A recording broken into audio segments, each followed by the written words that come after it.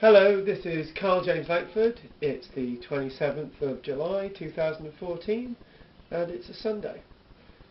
I'm actually going to have a theme today, keeping things simple and also making a change.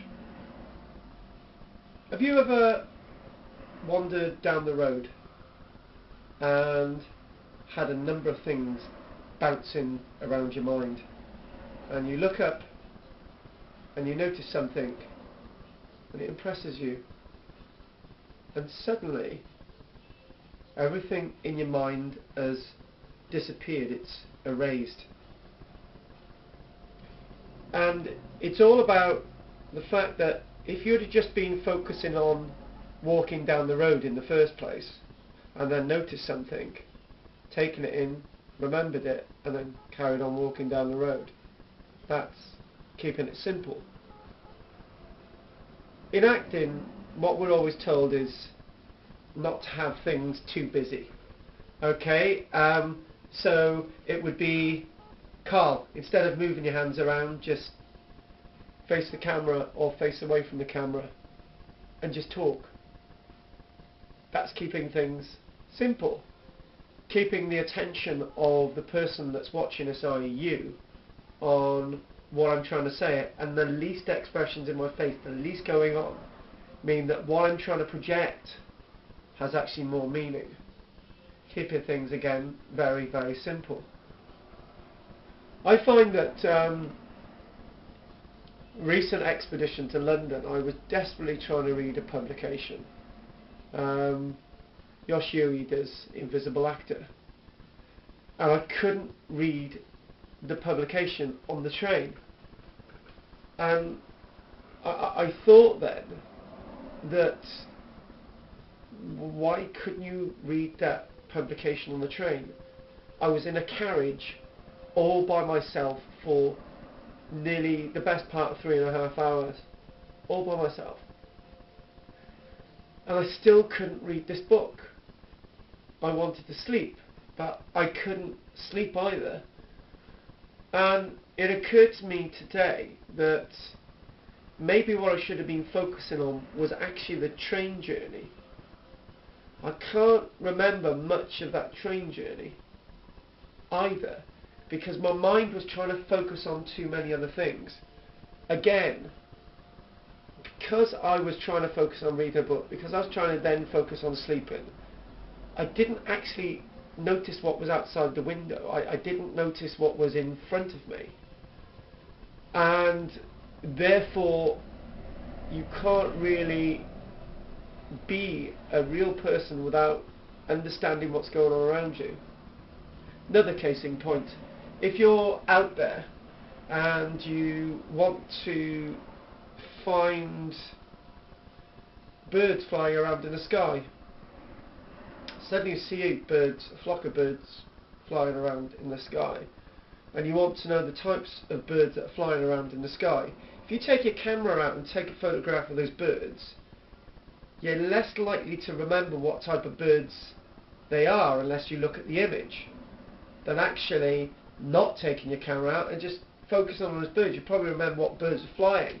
You'll probably also observe a lot of other things, such as how many birds are flying in the sky. You can't really record that with a photograph, because there might be some over there might be some over there, but just by scanning you can get an idea of what's going on out there, and take other things. Say there was some bird sound behind you, you'd be able to register that, but just take the photograph, you miss all that detail, you miss all the narrative. By keeping things simple, you're also in control of the situation, by just focusing on washing plates rather than washing plates, putting some toast on, putting the kettle on, keeping an eye on the computer, keeping an eye on music, keeping an eye on a conversation. You're likely to get all of them wrong. You're likely to fail all of them. Most people who say they're good at multitasking, they're not. They're only good at the multitask. They're only good at the stuff that they're doing, and they're not observing anything else. Nothing else is able to come into it. So then when you have a phone call come in, and you trying to remember whether that phone call was meant to be important or you're expecting it. Because you're doing all these other jobs, you think, can't take that call. So, and that call was really important because you've forgotten what's going on around you. By focusing on all the different jobs that you're doing, you're forgetting about somebody tapping the window, or you're forgetting about the phone being rung, or you're forgetting about a certain news story on the radio, and then when you come out of that situation you can't remember any of it. And what reason why my hands are all over the place today is that the test is whether, because I was so busy today, whether with my hands, whether you'll remember all of this conversation. So see if you can remember the next bit of the conversation with me not being so busy this evening. Making a change. Spoken to many people about this recently. By if you just alter what you're doing and not focus on something painful something said to you, or somebody said you're a failure, or somebody said you're no good at something, or you're a bad person, then you can't convince them, but you can make a change and make other people see that you're a genuine person, or that you're trying. By making little changes, if say for example somebody says, oh, you never take me for a meal, or you never do this, you never do that. Don't forget about all the things that you're not doing and you can't do and you haven't done. Okay? Can't's not a good word.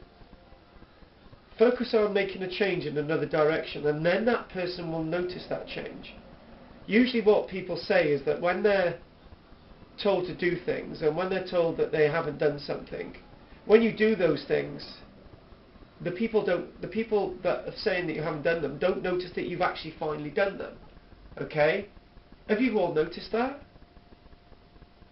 But making a slight change is by doing something different, doing something that you can control, doing something really positive, making sure that you can make that little bit of a difference. Instead of expecting to text your friends or email your friends all the time, send them a letter. Mention them positively to other people. Instead of wandering in a room, not making a tea for people, bring a pack of biscuits in. That makes a big impact.